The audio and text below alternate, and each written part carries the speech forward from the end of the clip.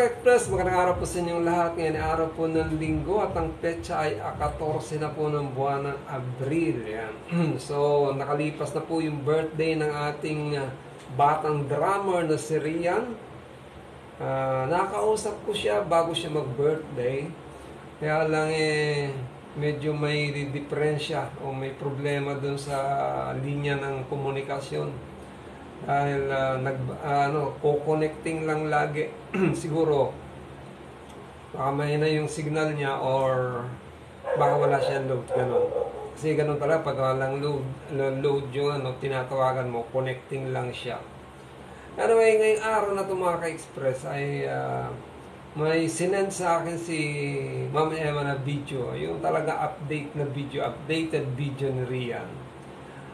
Alam nyo ba mga ka-express, nung unang pinanood ko yung maiksi lang naman yung video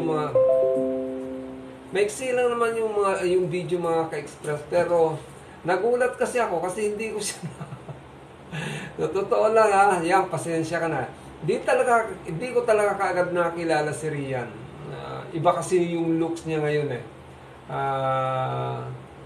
nanibago ako sa itsura ni Rian. Tapos parang nagkakantahan na ata sila doon sa bahay nila. Bahay nila yun nasa bahay niya siya.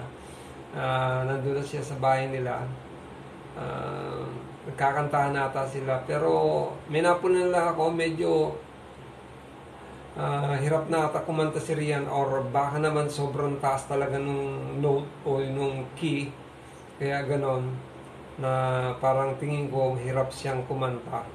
Hindi ko lang alam, baka masyado naman mataas yung tono nung napili niyang kanta, kaya ganon.